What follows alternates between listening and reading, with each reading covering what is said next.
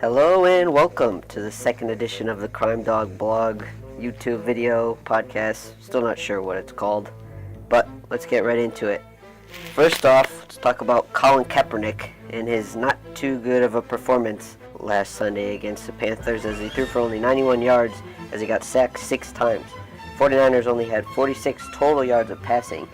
And if you take away his Week 1 performance against the Packers, in which he had 412 yards and 3 touchdowns, he only has 6 touchdowns and 6 interceptions in his past 8 games.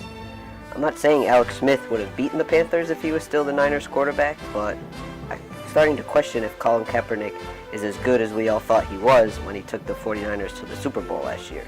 He's only second-year starter, so I should give him more time before I make my final opinion, but right now I'm a little shaky on Colin Kaepernick.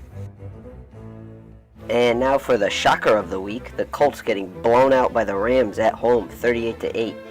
I'm not sure what to make of the Colts now. I mean, a couple weeks ago I would have said they were one of the best teams in the AFC after they beat the Broncos, but I can't call them great now. I mean, I don't think great teams get beat by 30 at home to an under 500 ball club.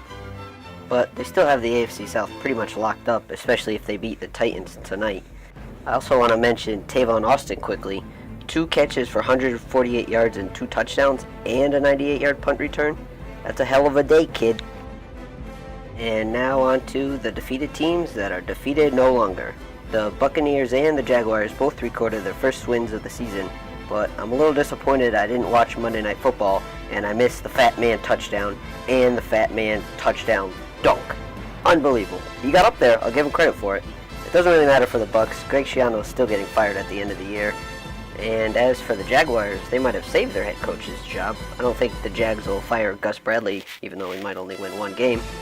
And now that both of these teams have a win, there are no winless teams left, so that means the 1976 Buccaneers and the 2008 Detroit Lions are now safe in the imperfect season club. And finally, the 5-4 Arizona Cardinals. I have no idea what to make of this team. They have a winning record, and they have wins over the Lions, Panthers, Bucks, Falcons, and Texans, which isn't the worst resume out there, but I just don't know what to make of them. Carson Palmer's the quarterback. He's got 15 interceptions this year, but he's only got 2 in his last 2 games, which is pretty impressive for Carson Palmer. Their defense is solid, ranking 12th, only allowing 22 points per game, but I think a lot of the credit should go to Bruce Arians, their head coach, who's now 14-7 as an NFL head coach, former offensive coordinator for the Pittsburgh Steelers, but he's done a great job, and I'm not too sure where the Cardinals are going to go from here, but hey, they only won 5 games last year, so it's an improvement.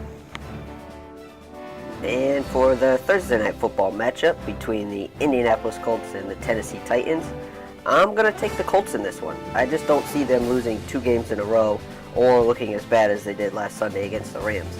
The Titans also have the Amish rifle, Ryan Fitzpatrick, playing quarterback for them for the rest of the year. I like him, but he's kind of a turnover machine, so he'll probably throw a few picks. So I think the Colts will win a close one and take a commanding lead in the AFC South. So that about does it. Thank you for watching. Hopefully this is the second time you've watched. Let me know what you like, what you dislike. I like doing it, so I'm probably going to keep doing this. So anyway, thank you once again. Have a good one.